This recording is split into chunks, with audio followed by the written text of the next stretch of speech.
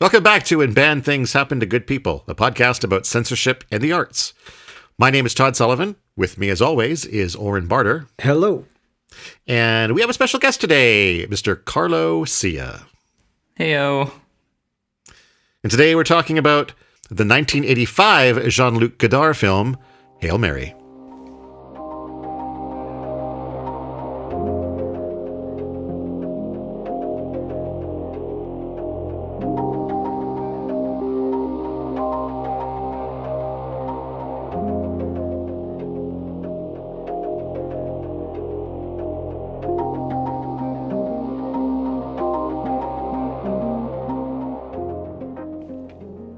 When you first told me about it, I thought you said Jean-Luc Picard. And I was like, what? So I was very disappointed when I actually bet saw you the were, opening yeah. credits. Actually, I think if I would have thought it was Jean-Luc Picard and then I watched it, I would have been very excited to know that it wasn't him directing. It might be surprising, but Jean-Luc Picard was also an important figure in the French New Wave. How are you guys doing? I'm doing Not well. bad. Keeping busy. What are you drinking, Carlo? So I was drinking my home brew batch of beer, and while I was doing some stuff before we started recording, and now I'm moving to some Coors Light that have been in my fridge for a while, and they need to be drank. Right, extra strong beer. Yeah, I'm going hardcore tonight. And because of the ordeal that we had to go through to get my audio working, I was like, fuck it, I'm opening the 40 Creek Nanaimo bar that somebody gifted me, and I need a shot of that. So, Oh, Yeah. nice, because I was just listening to your outtake about how much you hate Nanaimo bars. I know, that kind of sparked that as well. Yeah, how are you liking the cream there, the cream liqueur? or Oh, whatever? in liquid form, it's awesome. Yeah, Right. I still don't like it in like the bar form. So what you need then is someone to like pretty much pre-chew a Nanaimo bar for you. That would be the ideal experience. I mean, yeah, I guess we could do like Mama Bird style, but I'll just or get a 40 Creek Nanaimo to do bar it. shake. Nanaimo bar shake. Yep. Yeah, that'd be good. What are you guys drinking? What are you drinking, Oren? Right now I'm drinking a nut brown ale from Spinnaker's. Yeah. It's Spinnaker's, is pretty- that like a local? Pretty good. I'm sure it's local to wherever they're at. Yeah, I'm not really sure where Spinnaker's is from. I don't think I've heard of Oh, Spinnaker's Victoria. before. Yeah, it's on Vancouver Island. Localish? Yeah. Yeah. Have you gotten anything from the new brewery in Williams Lake? Yes, actually, just last week I got a nitro stout And how was from it? them. It was pretty good. Really? Yeah, I mean, I'm not going to say it was the most fantastic beer I ever Oh, had. sure. But it was my first sampling of theirs, and it was very good. Cool. I was Well, let me pleasantly make an official request that the next time you come to Kamloops, Bring a growler? bring down a couple of beers from there because I would like to try them. Okay, sounds good. I too will join you for this beer drinking session. Yes, please. Well, I think the next time he comes to town, 2022 after COVID. Yeah. he's supposed to be guesting on conspiracies. Yes, that's right. Ooh, Speaking yes, of which, perfect. why don't we talk about that a little bit? Because that's one of the reasons you're here, Carlo, is that you are co-host on another one of the podcasts that I appear on. Yes, one of your other podcasts. Yeah, One of my many- Half Cut Conspiracies, where we talk about conspiracy theories and have drinks and just have a good time. It's funny, when we first started with the podcast, I wasn't sure how it was going to go, but now like everyone I talk to tells me that they love the podcast and they love the format that it is. So I'm actually enjoying it, even just for the fact of like sitting down with you and having some drinks and talking about random shit. Exactly, It's fun. I think that's the most fun for me, is just getting together and talking about stupid things that people think. Yeah, that's definitely the best part. Like all the editing and all that shit is terrible, but just sitting down and drinking and talking, like who doesn't want to do that? Yeah, so I can't wait to get you on the show, Oren, and see what you think of some of the conspiracies. And actually meet you in real life. Yeah, I guess you guys only technically know each other virtually, so Yeah, because you're a big, even though I don't know you, have never met you, like you're a big part of the show too, because you master all of our our audio files, and they're long. Like, Yeah, I have to go through and cut them down from like 3 hours to 1 hour, but I don't know what you have to do in the editing bay there for mastering, but hopefully you don't have to listen to all of it. yeah, it's a little easier for me. For sure. Okay, good. Yeah, I just got to make sure there's nothing like really sticking out, and that the silences are where they need to be, and put the intro and outro, and yeah. Well, you make us sound good, so thank you. You do. Sweet. Yeah. Thank you, Warren. You're welcome. You're also here, Carlo, as, and I don't know exactly how you want to be referred to here, but like a lapsed Catholic / former Catholic / naughty boy, sinner man. Yes. I don't know which one you prefer. Naughty boy should be on your resume for sure. Yeah, it already is. Yeah, that's no. So yeah, I actually from kindergarten to grade 7 went to a Catholic school, elementary school, and I'm Italian, so obviously I was born, into a Catholic family. My mom still goes to church and makes us go there during the holidays. But yeah, since I'd say grade 10, I kind of stopped following all that stuff, and I guess I woke up to reality, and don't really believe in it anymore. Right.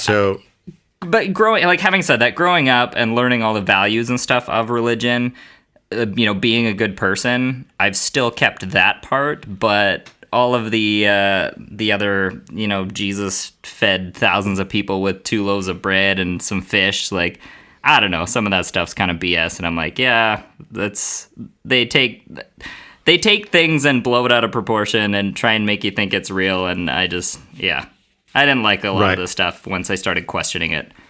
So yeah, I'm just a naughty boy now. Yeah, okay, but you are coming. You're here as the official Catholic perspective. You're essentially an emissary of the Pope. You're expert, in this episode. Yeah. Expert. Well, especially when compared to me and Don. Yeah, exactly. Everything's in relevance here, right? It's funny though.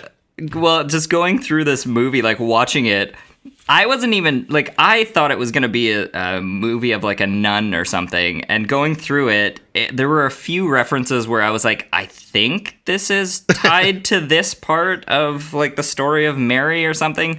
I was confused at why there weren't any nuns in there. I don't know why I thought there were nuns in this movie, but yeah. So confused, and I would say I'm disappointed. I would have loved to have seen more nuns. Yeah, I was thinking nuns that were going to throw grenades.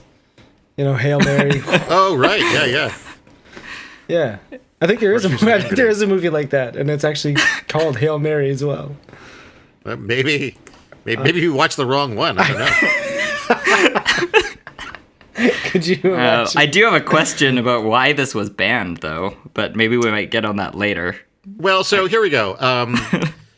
Hail Mary's religious themes and scenes of full frontal nudity offended some Christians. Pope John Paul II criticized the film, saying that it, quote, deeply wounds the religious sentiments of believers, end quote, which I feel like that's a stretch. Maybe things were different in 1985, but I mean, I don't see how it deeply wounds anyone's sentiments. Yeah, see, my thing was, I made a note here at the end of the movie, like, is it banned because of all the vagina or because of the C word at the end? Like, those were the only 2 things that I was like, religious people might find those 2 things offensive, but in the context of, like, normal movies, I don't know, I didn't feel like it was anything too crazy. Yeah, I didn't think so either. If there was anything, I suspect it was the nudity, and in specifically nudity connected to a character who is, symbolically the Virgin Mary. Mm-hmm. Yeah. Because I know... I shouldn't say I know, but I understand that, Catholics have a fondness for the Virgin Mary figure more so than a lot of other religions, I think. Yeah, and that's excuse me. That's one thing growing up, raised Catholic and going to a Catholic school, I didn't realize how much of a difference there was in like who you would worship or pray to in the different religions. So yeah, in Catholicism, we prayed to we prayed when I was to like the saints and to the Mother Mary, and just like anyone in general that was around Jesus Christ. So it's a lot about reaching out to middle management. Yeah, pretty much. But in like Christianity and the other sects of religion, they don't. They only believe in like God, and that's about it. He's the only one that can grant you any wishes, kind of thing. Yeah. So yeah, that was one thing growing up that I didn't really realize until I got older and met some other people from other religions, and they kind of explained that Mary is just another person to them. And I was like, whoa, hold on a second. Whoa. Yeah. This is the mother of Jesus here. Like, take a step back, settle down. You better watch yourself. Okay, I did find another movie called Hail Mary. It was made in 2018. It says Sushi, Tushy, or How Asia Broke into American Pro Football. So very, very close to this one. Very similar, I think, yeah. It might even be a remake based on that description. I also found this bit of trivia about the film interesting. At the Cannes Film Festival, Noel Godin, disappointed that Godard, in his opinion, made a religious film, threw a shaving cream pie into Godard's face, making international news. So that's back when film criticism was like super classy. Oh yeah. It's like a step up from like slapping with the what is it, your glove or whatever. Yeah. I think that should be an annual thing at the Cannes Film Festival that like one film gets the golden shaving cream pie award. Are you guys doing shots too? Should I do the shot by myself, or should we cheers this? I don't know how this works. I am not doing shots. All right. Well, I'm gonna cheers you guys. Well, hang on. I can get a whiskey shot. I'll be right back. I feel like it'd be wrong to just do this by myself without like announcing it. I don't know. All right, I'm back, and I'm ready for shots, I guess. All right. Well, I'm just gonna do I one. only brought one as well. It's not like I lined up 6 in front of me. But it is. I want to note that I actually have 40 Creek whiskey. I don't normally get 40 Creek whiskey, but that's what I have today. Like the Nanaimo Bar one, or like actual whiskey? No, just whiskey. Oh, okay. No, he doesn't drink. All right. Well, yeah. All right. Well, cheers to you, good sir. Yeah. Thanks for having me on the episode. I'll have a sip of beer. Oh yeah, that's good. That is good stuff. Carlo, since you are drinking Nanaimo Bar Irish Cream, I'm gonna have to do a shout out to all my Nanaimo peeps. If any of you are listening, I love you and I miss you. And if you're not listening, you should. This is a really good show, and you would enjoy it, I imagine. All right, so this is the kind of movie that this is the kind of concept for a movie that I would like. This is the kind of religious film that I like. One that sort of looks at the humanity of biblical figures. I think a lot of times if you look at, say, even just the story of Mary, a lot of people have this picture in their head that like, Mary gets this message from God saying, you're gonna bear my son, and she's like, okay, groovy, and then she goes about her business and has the baby Jesus and everything's fine. But you had to think that like if that happened, Mary is going to go through a long period of like, what the fuck? What does it mean to have, the son of God? Is he going to explode out of my uterus? Am I going to die having God's son? Like, it'd be freaky, I think. And the idea of looking at that character through that sort of lens, I think, is an interesting one. I'm a big fan of the film The Last Temptation of Christ, which does, I think, something similar with the character of Christ. It shows him as human and as, someone who doubts things and isn't sure if what he's doing is right. And I think that's a really interesting lens through which to look at biblical stories.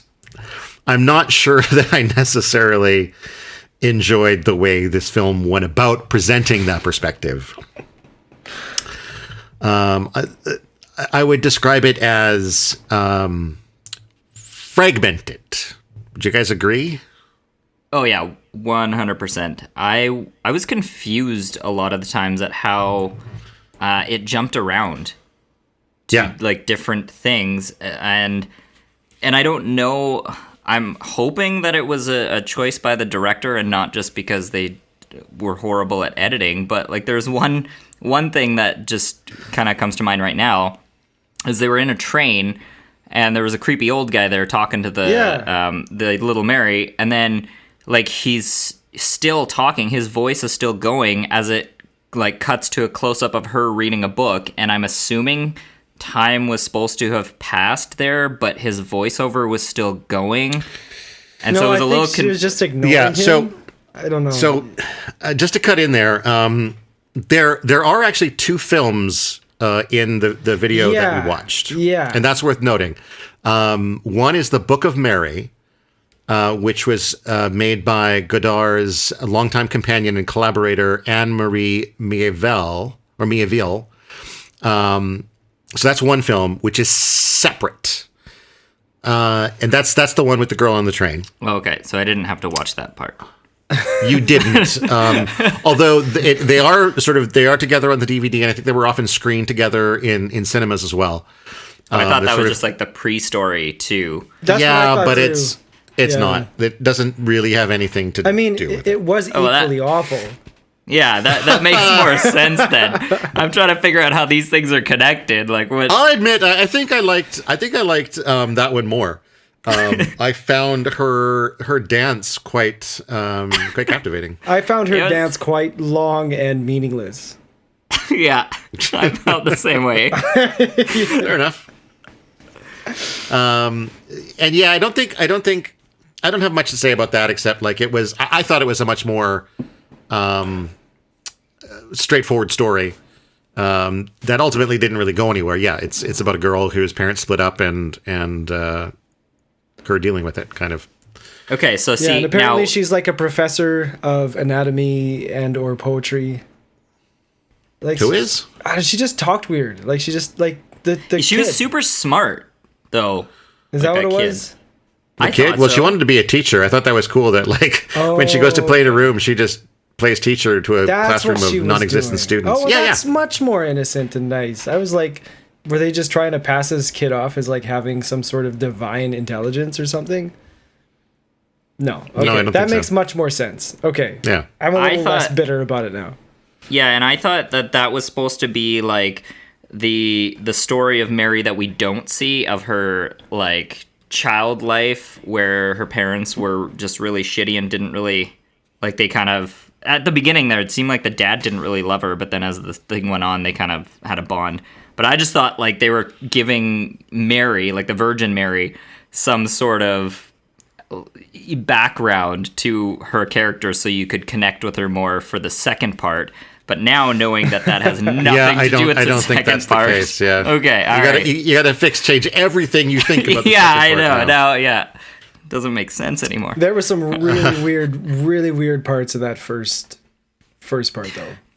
Yeah. Really? What'd you find so weird? The licking in the bath. I had a note on that too. Weird. Yeah. Okay, that was maybe a little bit weird, so but weird. I feel like that could be a cultural thing too. Yeah, right? I wrote that down. It's like, film. is this a French thing? Is licking a French thing? I mean, licking is a universal thing, but whether or not it's okay to lick your mom when you're in the tub with her, I think that could be a cultural thing. Yeah, the 12 years old. Yeah. Was she don't know. 12? I think she was more like 9 or 10. Oh, I don't know. It was weird. Yeah, that was a little weird, but Yeah. every family's different. Like I have guess 2 so. pages of notes on that Book of Mary thing, and now I find out it's not even relevant. Oh no! do you want to go through some of your points there, or I was like, They're all most just of my like- notes were for the first part. Like, I didn't even give a shit about the second part. Once the second part started, I was like, fuck this shit. I'm so far gone at this point. No, they're all stupid notes. It's like those like the dad doesn't really seem to like Mary, and she doesn't seem very close with him. And yeah, I made a note about like it's weird that she's licking her mom in the bathtub. What do I got here? Yeah, I made a note of the dance. So much emotion in her dance routine. At one point, it was like she was trying to escape. Then she's fighting the air. It's just- yeah, That's right. I remember dance punching. I've got punch dancing as a note on mine. Yeah, Punch dancing. Oh, yeah. That's a thing. That's a thing. they went on I for a think- while though. I think the dance was like her kind of exercising her feelings about her parent separation. Yeah. Okay, that's fair. Anyways, I liked that one yeah. better than the second part, but let's Yeah, talk about the I second think- part. Well, I talk about the got second a part. couple notes about the first part, if you don't mind. Sure. And you know what? This theme actually carried on between the first and the second, so maybe this was the adjoining theme. The audio was atrocious in both of them. Mm-hmm. Like, just horrific. Yeah, and I think so. I don't know very much about the French New Wave, and I don't know very much about Jean-Luc Godard as a director. And he didn't direct the first one, but he did direct, obviously, the second one. But I do know that a lot of the French New Wave is about changing, film form and film conventions. And so one of the things that he kind of invented was the jump cut. Because one of his early films, someone told him he had to cut it down because it was too long, and so instead of cutting out whole scenes, he was just like, in the middle of the scene, we don't need this moment here. We'll take this bit out. We'll take this bit out. We'll take this bit out, and that created the jump cut. And I feel like some of those what felt like audio glitches could have been extensions of that same kind of experimenting with the form of film. Which again, it just seemed like whoever did the audio had no ability to layer, and they just had to hard cut everything. but it's not that they didn't have the ability, because there are times when it was layered. It's just they made choices about when to layer and when not to. The choices were bad. Did you guys find it weird that there was always like waves that would come in randomly? Yeah, like there's just like a sploosh. Yeah, Bloop. yeah, like a water drop or whatever, just in the middle of a random scene. It was just weird. I was like, maybe that, signifies some sort of religious thing. I don't know.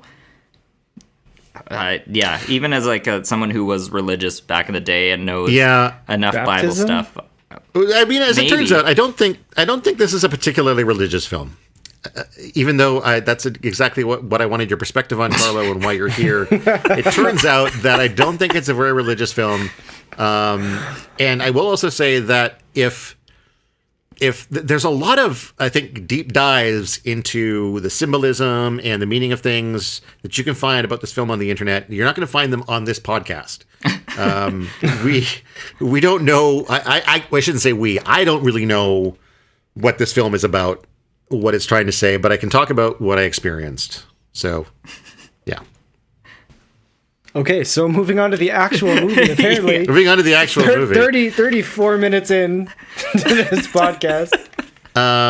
So yeah, the film opens with Joseph and not Mary in a restaurant, and not Mary is trying to convince Joseph to marry her, and Joseph ends the conversation with, "Can't you see I'm not listening?"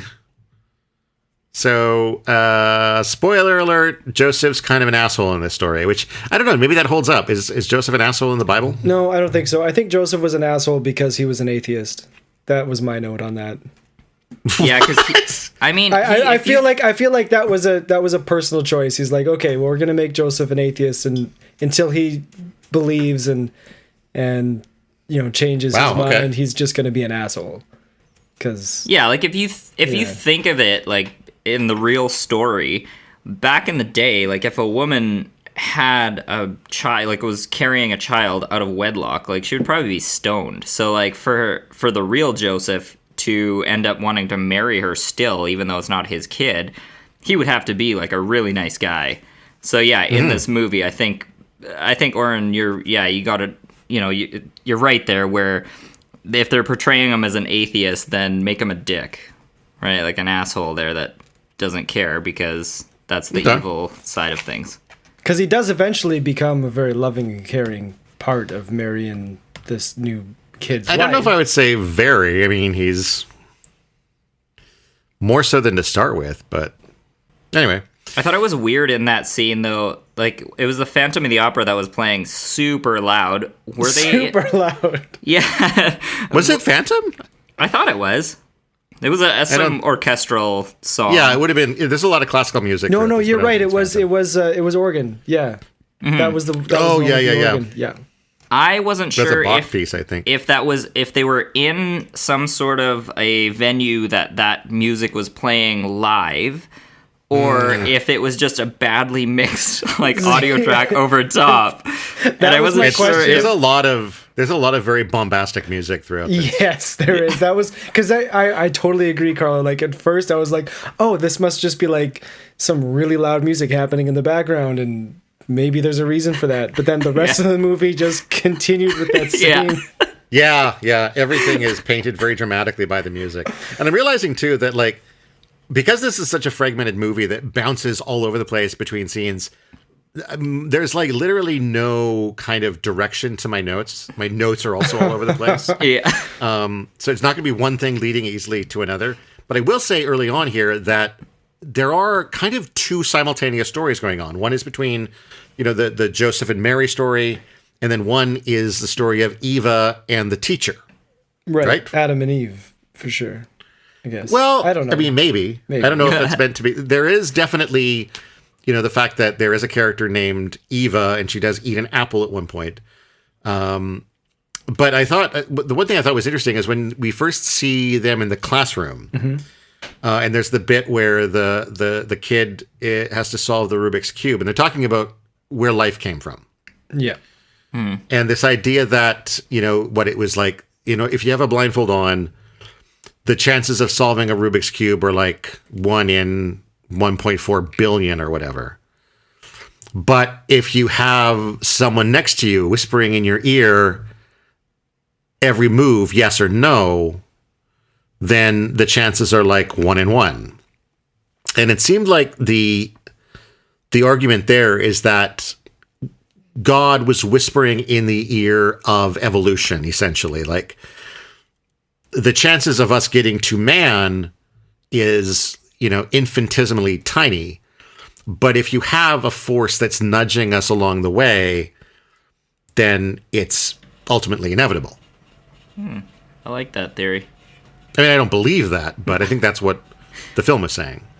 Yeah, I don't know. I don't know about that as well. I agree that was the underlying theme there. Yeah, I don't know. I just I thought that was like the way that she was kind of whispering in the ear. What seemed somewhat like for a little bit there, it was almost like seductive. So I was kind of tying it with like an Adam and Eve style. She was tempting him a bit, and then later on when there's that apple eating and she's kind of being a little sultry. I don't know. I felt that was kind of part of it, but I like your take on the steering or not evolution, but steering, I guess, the creation of humankind. Yeah.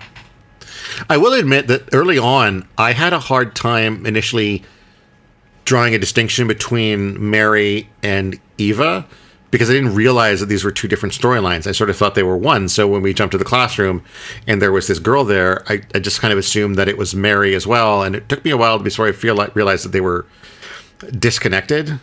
And then there's that point later on where they temporarily cross paths when the teacher and Eva end up in the back of Joseph's taxi. Is that the gas station?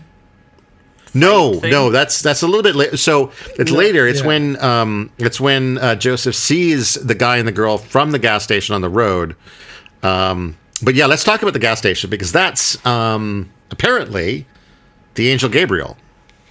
When I heard the name Gabriel, that was the first thing that came to mind. Like, okay, that must be the angel Gabriel because he's the one, I believe, that tells the Virgin Mary that you're going to have Jesus, God's son, right? Yeah. Yeah. And that's pretty much what he did here, too. He shows up at the gas station. He's like, you're going to have a baby.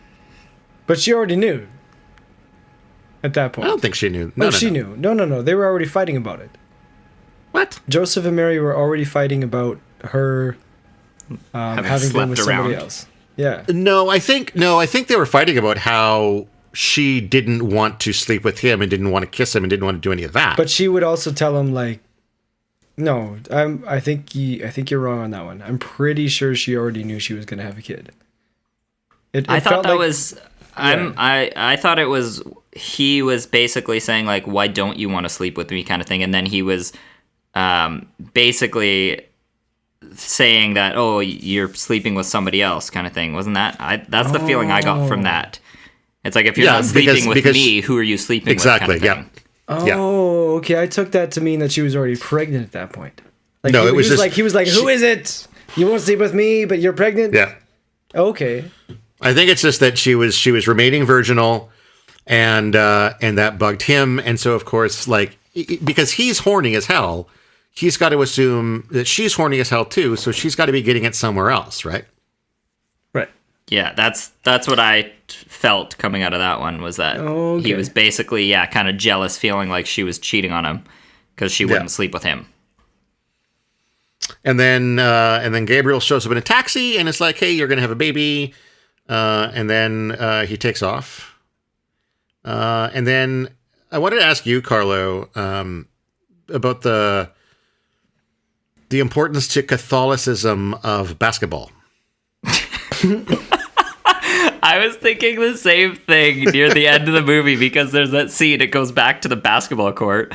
Why the hell are they showing basketball? I have no idea. I don't remember. Because religion's a slam dunk. Oh. What? Sorry. I don't know all the stories, but I don't recall one where, Jesus was ever on a basketball team, or Mary was playing for her varsity team. So I have no idea. But it was in Jesus there quite a thus bit. Did break the backboard. Yeah. But yeah, it was in there a lot. Like they cut to that a few times, the basketball. Yeah. I read a take that it was sort of just meant to sort of ground Mary as an average person. That, she's an average girl involved in average things, like playing on her high school basketball team, which could be. But no, I've waited like half a day to make my joke about Catholicism and basketball, so I'm glad I was able to get that out. I did have a note about the Gabriel thing. Yeah. His what he kept yelling, or what he yelled back at Mary. What goes in comes out, and what goes out comes in. Like, was that supposed to be profound? I was just, I didn't understand that. So, yeah. And he was like yelling it from the back of the taxi while they were driving away. He was like, remember, Mary, what goes in must come out. And then they drove away and he's like, and what goes out must come in. Yeah, so I guess, what goes in is a baby. Right. That also must come out. Okay, yeah. And what comes out is a baby. But here's the thing, too. That reminds me of another thing that came up, I think, a few times over the course of this film, which is the issue of bodies and souls. Because that's actually my next note, which is an interesting distinction. I can't remember this question came up, but the question of, does the soul have a body, or does the body have a soul? Right. I was looking at that note, and I was just gonna, maybe ask Oren if that's what it was. Maybe they were referring to like the soul. So like, Jesus is in her, and he's gonna come out, but her soul, her heavenly soul or whatever, is gonna go in her because of her good deed that she did for God or something. But yeah, my next note was, does the soul have a body? She asked the doctor. Yeah. And it's one of those things that, like, I think, and maybe it's one of those things. Blah, blah, blah, blah. Hang on, I'll start again. It seems like a dumb question in some ways, but I also think it's maybe deeper and more profound. And I don't believe in a soul at all, but I think if you do, it's an interesting question about which belongs to which. Is it a question of the soul existing first and then having a body attached to it, or is it the body that has the soul? It's an interesting question, and it could be just one of those sort of infinite regress things where what comes in must go out, what goes out must come in. It's body, soul, soul, body, soul, body, all the way down. That classic. Right. Thank you for coming to my TED Talk. Mathematically, it makes a lot more sense. Yeah. I mean, or that the body creates the soul. Because the idea of the human population exploding to the point that it has, and there's just that many souls just sitting waiting to occupy a meat robot. I had a point, right? I would guess your point was just to be able to say the words meat robot, because those are great words. My next note is about the doctor screaming, "Then quit being stupid!" during her exam. Can we talk about that dirty fucking sink that he washed his hands in before? That was doing that was one of those things, like the whole doctor thing. I had to admit though, like, first of all, remember it's 1985. This is okay. What, 35 years ago? They still had hygiene. Yeah, that's fair. But also, it's also, I don't want to, well, I was going to say it's France, but it's not. This film takes place in Switzerland, apparently, which you would probably know if you knew things about Switzerland, I guess, but I never got that. It took Googling to figure that out. But, yeah, it was, yeah. But I mean, he wasn't doing surgery either. He was just going to do a gynecological exam. So I have a note here that he touches her in a creepy way. And then why are all men so creepy in this movie? It seems like that was a big thing, is like the men were very like misogynistic and kind of just jerks and creepy, is what I found that. And one of the doctor says, I've always wondered what we know about women. And I found that all you can know is what a man already knew. Yeah. So it was like very. The women were like subordinate to the men, and there were several points of this movie where they really showed how the men knew everything, and the women were just there to have Jesus. Yeah. I will say, though, that if I ever went to a doctor who asked me or told me to quit being stupid when I came to him with a problem, I'd probably find a new doctor. It's not a great bedside manner. What? Okay, I thought I made a note. I don't know if it was at that point where she went to the doctor, but the exam that he did on her, was that the one where he was just kind of like standing on a weird angle and she's laying down? And he's presumably sticking his finger up her vagina. Yeah, I'm not a doctor, so I don't know how they test for babies, or how they did in the 80s. He was testing virginity. Yeah, she was a virgin. Oh, okay. So I mean, he would have been looking to see if her hymen was in place. Okay, but didn't he then tell her that she's pregnant still? No, he said that she's a virgin. Yeah. Oh, okay. Yeah. Oh, okay. That's all she was there to find out, was if she was a virgin. She knew she was pregnant already. She didn't need confirmation of Joseph that. wouldn't she believe just needed her. someone. He wanted, exactly. Yeah, she wanted the doctor to tell Joseph because just to Joseph confirm. would believe the doctor. Yeah. Gotcha. Okay. All right. I thought he confirmed she was she had a baby, and I was like, what the hell did he do to confirm that? He reaches in until the baby shakes his finger. Yeah. Then he's, yes. It's an old French method. Yeah. That baby's got a strong grip right there. Pull my finger. Yeah, I don't think her pregnancy is ever confirmed until the baby arrives. Wow, there's that one scene where Joseph and her, he's kind of putting his hand near her, her stomach / but she's yelling at him. That doesn't confirm anything unless he's using the Force. Well, but I mean, it confirmed it to him. I mean, I guess, yeah. I don't know. I felt like that was just to go back to the atheist thing, I felt like that was just the atheist breaking down. I don't know if that makes sense. Yeah, I think that was, and again, I'm going to admit that I'm stealing this from a review that I read online. That's about, I think, because that whole process is about changing his love, because all he's saying to it is, I love you, I love you, I love you. And it's about moving from a carnal, physical kind of love that she's not allowing, as she smacks his hand away, to a more, I guess, maybe spiritual or divine or emotional kind of love. Right. In the end, right? It's not, I want to fuck you. Yeah. It's, I do actually love you, and I love this child inside of you. But also, it just felt like bringing the atheist to submission. Gabriel appeared randomly, attacked him, threw him on the ground, forced his head down. Yeah, I got a note about that further on too. Fucking being beaten the shit out of by Gabriel. Angel just shows up. In her place too. Yeah. Yeah. And then in the wasn't it in the clothing store too that he slapped him a bunch of times? Jesus. Gabriel's got some anger issues. I do have a note at this point in the movie that I noticed there were a lot of random cuts to the different phases of the moon. Yes. Again, just like everything else, the water, and there's also some, a lot of apple shots there. Yeah, It just seemed weird yeah. that they would cut to the moon so many different times. Yeah, so I didn't even think about this before, but now that you actually said it, I wonder if the phases of the moon was meant to show a passage of time. Yeah, because she was like flash sitting in the forward, bed right? and she was like raising her belly up and down, right? That's the scene you're talking Yeah. about? Yeah, I think that was meant to like just signify the gestation of the baby and all that. Yeah, right? yeah.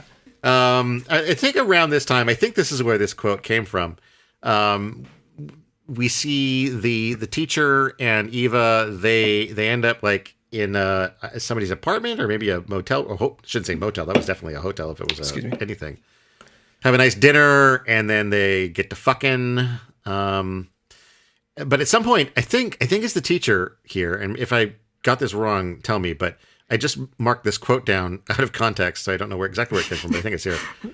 A smoke, a sax solo. That's all a man wants. Yeah. I just thought, yeah, man, I dig it. I dig it. Rich people sure are weird. Yeah, rich people sure are weird. Give me a smoke and a sax solo, and I'm satisfied. My other quote that I quoted, and I think this is from a little bit later when Mary is having her existential crisis on the bed. The father and mother must fuck to death over my body, then Lucifer will die. And maybe Carlo can point to the book in the Bible where that's from. Yeah, that would be in the... I have no idea. That wasn't something they taught us in elementary school, that part of the Bible. Oh, yeah, no, you would have had to get into junior high to get into the fucking to death. Yeah, you had to go in the back room of the church where they rent out the adult section of the Bible. Exactly. With the CD lights. Oh, Yeah.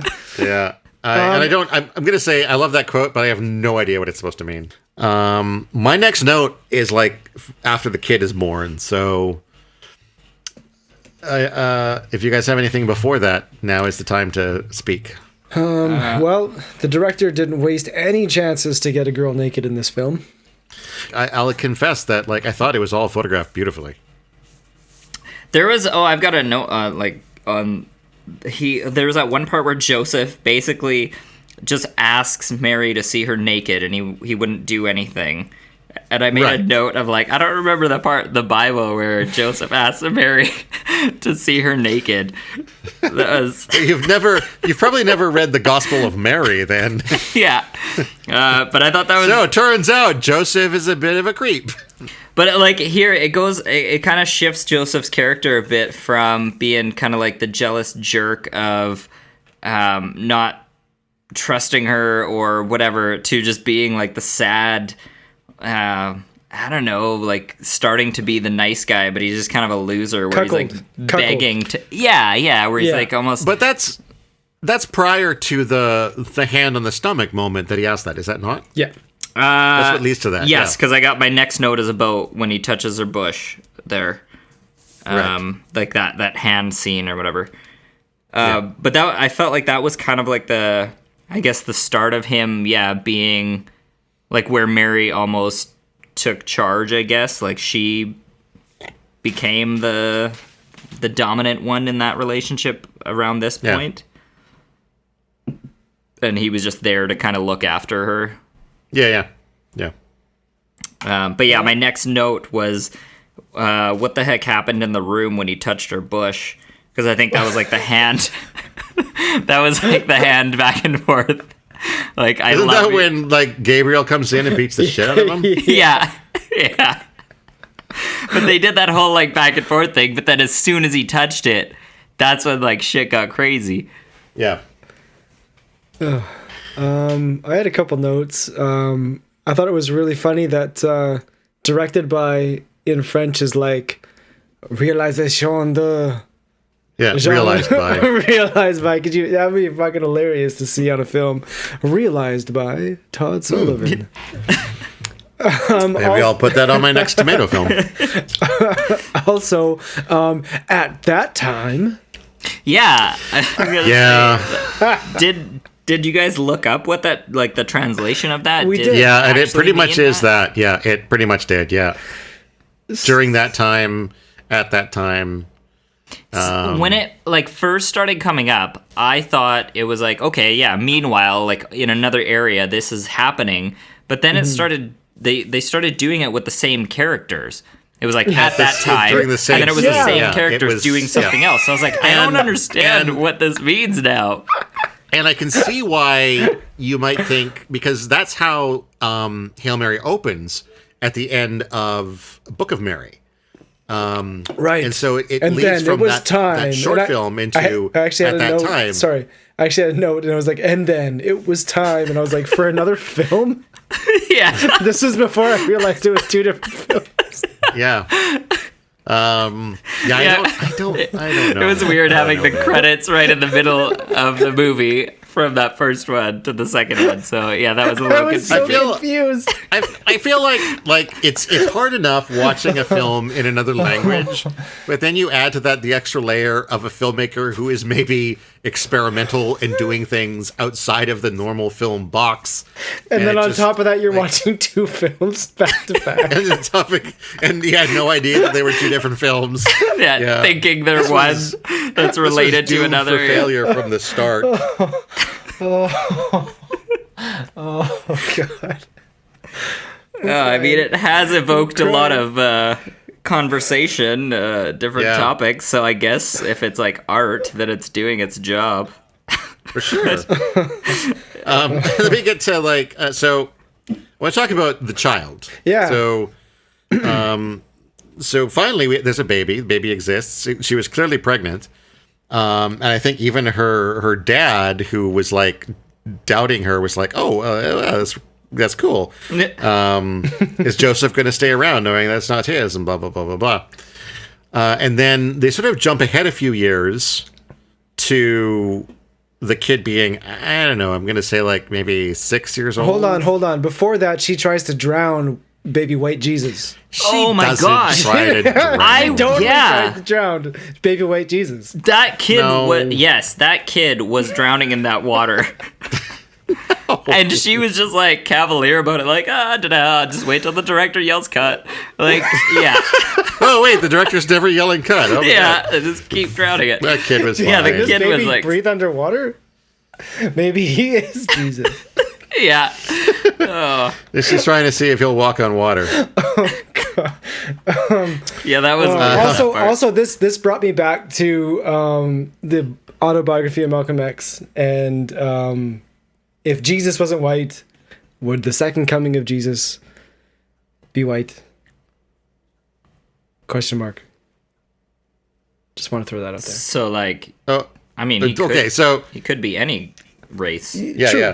He could be. Technically, he wasn't white when he was like the first time he came around. yeah, I think that's his point. But yeah. Yeah. I just wanted So to, because Jesus wasn't white, would he be white when he came back? Oh. Yeah. And the answer would be he would be, well, I mean, technically he could be whatever race because God made him. But more than likely he would be whatever the race of the woman who is his mother is, right? So I want to talk about the kid okay. who's now born. He's like 6, something like that. We have a scene where they're having breakfast. Joseph has a mustache now. That's an important character development, and then Shows the passage of time. it shows the passage of time. They ran out of You moon should have been wearing shots. reading glasses. Yeah. Shows him growing as a person, I think. And Yeah, and then there's the this moonshots. scene where I'm just going to call him Jesus because that's that's presumably who the kid is. He's playing this game with his mom under his mom's. Oh yeah, that was weird. Where I'm assuming he's like making hand signals or something, and she's guessing what the hand signals mean. Anyway, Okay, what was weirder, See, that game or the licking in the tub from the previous movie? They Okay, were licking both is weirder. Well, but But- the comment that the dad makes there is like he's too old to see you naked.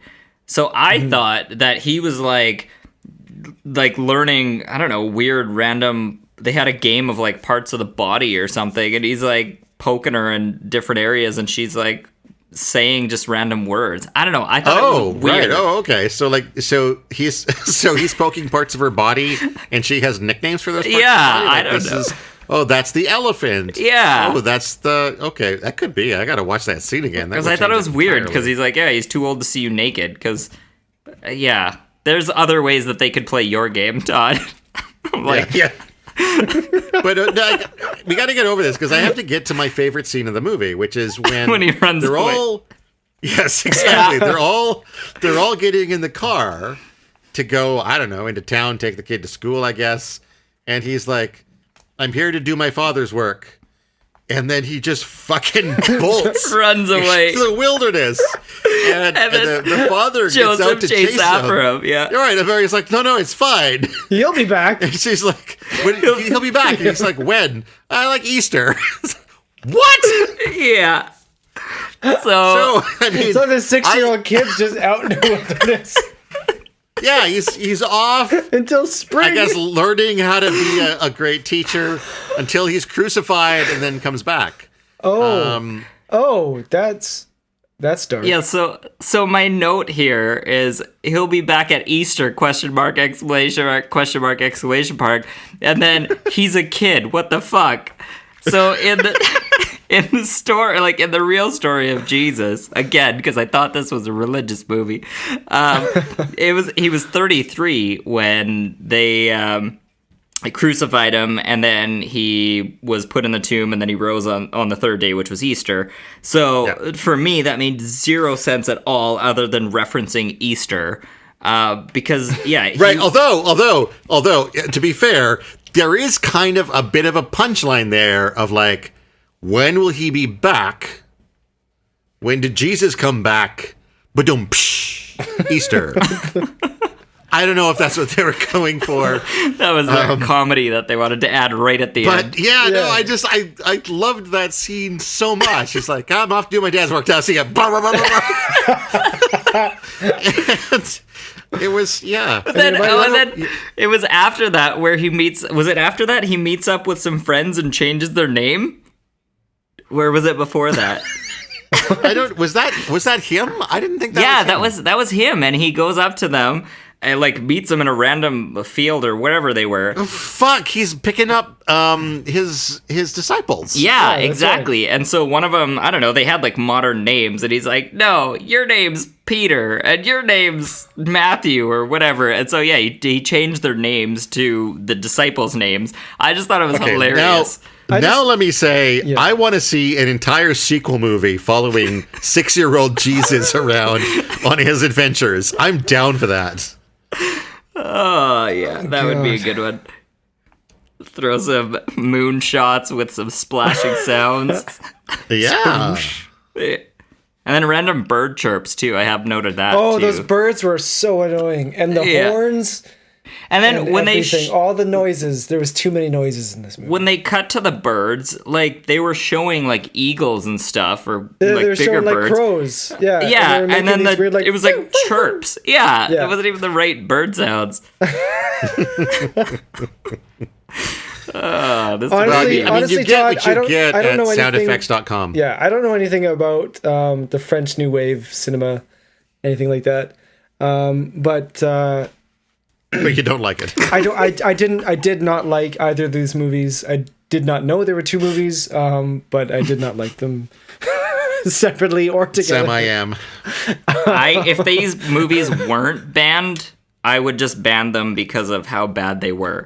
And maybe that's why they were banned. That could very well be. They're like, no, we don't want to tell.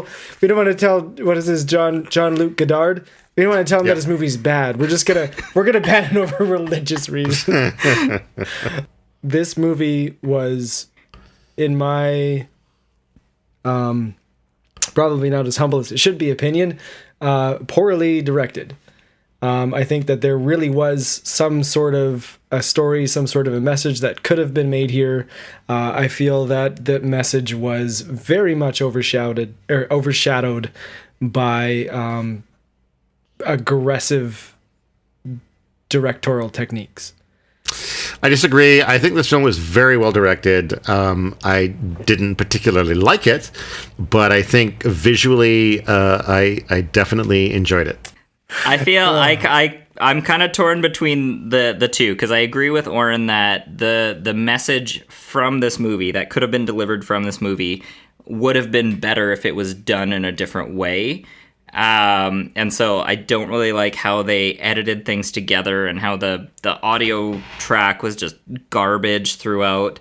Like, I felt like I was paying more attention to those, like the weird jump cuts that didn't make sense, and the audio that was poorly mixed and that took away from the story.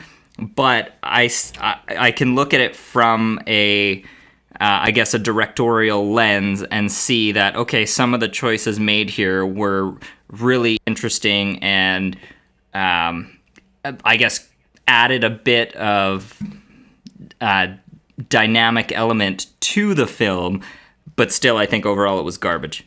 I think that there's a point in any artist's life where they just need to put the paintbrush down. Right? Yes. Like, And that would have been right at the opening credits. It was over-directed. It's not. Yeah, I can't comment on the career of Godard, because this is the first film of his I've seen, and I do want to go back and watch some of his earlier, maybe better regarded films and see what his filmography is like. Maybe I'll have to dig up more band films of his if he has any, and subject you to them, Oren.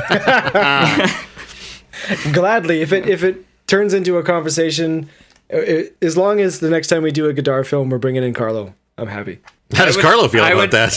Well, I would much rather watch the Jean-Luc Picard version of this. But Yeah. you know what? It is Mary's fun talking vagina about this. engage. No, it was some entertaining Here's the line. Conversation that No, we've no. had. So Sorry, that scene with Mary pushing Joseph away, but with Mary saying, with Jean-Luc Picard's, "We must draw a line. It is here, no further."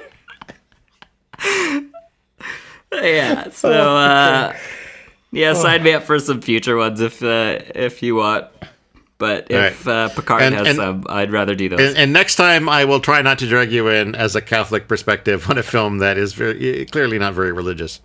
Yeah, I may have. I don't know. I think looking at it from that lens of trying to read into every single thing and find out how it relates to religion was interesting, because not a lot of it seemed to. Either that, or I'm just a really bad religious person. Like, I didn't really pay attention in Catholic school. So. It could clearly go either way. Yeah, right, we'll never know. We'll never know. But yeah, no, it was really fun just like being a part of this. So Awesome. yeah. Any final thoughts from anyone? If anyone is thinking of watching this movie, don't. Okay, what would you replace it with? For a similar experience, for a similar message, what would you recommend? Traffic on a busy day. Just go throw rocks into an ocean or something. Listen to the splooshes. All right. No, I don't know. You know what? This is, I guess I would relate this more to art rather than a movie. So if you want something that will evoke questions and conversation, definitely check this out. It's been really fun chatting with you guys about it and trying to dissect it and laugh at it. So, I mean, it's not as it's a decent movie. It's just when you look at it through the lens of an entertaining movie with a storyline, that's where it lost me. Yeah, for sure. And I mean, I don't think there's anything in this film that needed banning. I mean, it's got no more nudity or anything in it than any other film that has nudity in it. It's just that it's being connected to a character that is purportedly the Virgin Mary, and that's what gets people all wigged out. So I will absolutely agree on that one, for sure. Yeah, Except she does say the C word, CUNT. I don't know if we can say this. exactly. Yeah. So See you next Tuesday. Yeah, I think. Oh, come on. Have you seen The Boys? They say that like every episode. Yeah, I know. Yeah, but The Boys is Amazon Prime, isn't it? Like, they can say whatever they want. This podcast is cunt friendly. So. Is it? Okay. Yeah. Front bottom. Front bottom. All right, well, I think that brings this episode to a close. Thanks for listening. If you want to support us, we are on Patreon. Patreon.com/blah blah blah media, BLAHBLAHBLAH media. You can toss a few bucks our way if you like what we're doing. You don't have to, of course, because these are strange times and finances are tight. You do what you want to do with your money. Maybe you want to buy a Blizzard, a Dairy Queen Blizzard. I thought about buying a Dairy Queen Blizzard tonight, and I did not do that because my money's tight, so didn't do that. Maybe you want to. Maybe you want to support us on Patreon. It's your choice. I have been Todd Sullivan. And I've been Oren Barter. And I've been Carlos Ia. And thanks for joining us, Carlo. It's been great having you here. Yeah, thanks for having me. And a quick reminder that we're going to be taking the next 2 weeks off as a winter break. So we'll see you in 2021. Have a wonderful holiday. And until then, why don't you go read a fucking book?